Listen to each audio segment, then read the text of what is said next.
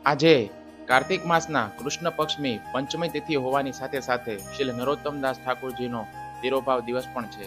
શ્રી નરોત્તમદાસ ઠાકોર કૃષ્ણ લીલામાં એક મંજરીના રૂપમાં શ્રી વૃંદાવન ધામમાં શ્રીમતી રાધારાણી અને અન્ય ગોપીઓને દૂધ પ્રદાન કરવાની દિવ્ય સેવા કરતા હતા. તેમના જીવન ચરિત્ર અને તેમના પર થયેલી કૃપાનો એક ખૂબ જ સુંદર પ્રસંગ છે.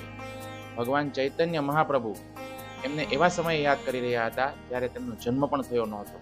જ્યારે ભગવાન ચૈતન્ય પદ્માવતી નદી પાસેથી પસાર થઈ રહ્યા હતા ત્યારે તેઓ પદ્મા નદીને સંબોધીને કહે છે, આ કૃષ્ણ પ્રેમ હું તને આપી રહ્યો છું, તું આને સુરક્ષિત રાખજે. જ્યારે નરોત્તમ તારા સ્થાન પર આવે ત્યારે તું એને આપી દેજે. ત્યારે નિત્યાનંદ પ્રભુએ એમને પૂછ્યું કે તમે આ કૃષ્ણ પ્રેમ નદીને કેવી રીતે આપશો? તેના ઉત્તરમાં ભગવાન ચૈતન્યએ કહ્યું, નિત્યાનંદ, તમે જ્યારે જગન્નાથપુરીની યાત્રા પર હતા ને ત્યારે જગન્નાથજીના પ્રેમમાં તમે જેટલા આંસુ વહાવ્યા હતા એ બધાને મેં મારા વસ્ત્રમાં બાંધીને રાખ્યા છે. આ પ્રકારે ભગવાન ચૈતન્યએ પદ્મા નદીને જાણે બેંક બનાવી દીધી. તેમણે આ નદીને આદેશ આપ્યો કે આ આંસુઓ વહી ન જાય, આ કૃષ્ણ પ્રેમના આંસુ છે, તું આને સુરક્ષિત રાખજે, જેમ એક બેંકમાં પૈસા સુરક્ષિત રહે છે. ત્યારબાદ નદીને શંકા ગઈ કે નરોત્તમ નામ તો ઘણા બધા લોકોનું હોય છે, હું કયા નરોત્તમને આ પ્રેમ આપું? ત્યારે ભગવાન ચૈતન્યએ તેમની ઓળખ આપી.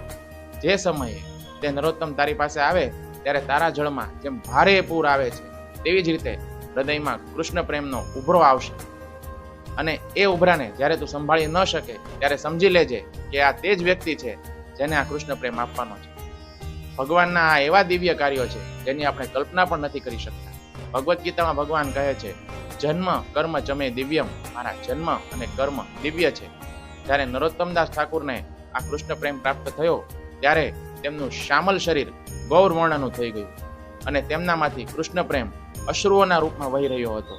આવી અદ્ભુત કૃપા હતી કે ભગવાન ચૈતન્ય પોતાની લીલા સમાપ્ત કરીને જ્યારે ગયા પછી નરોત્તમદાસ ઠાકુરનો જન્મ થયો અને ત્યાં સુધી પદ્મા નદીએ વર્ષો સુધી તે દિવ્ય પ્રેમ આંસુને પોતાના જળમાં સુરક્ષિત રાખ્યું.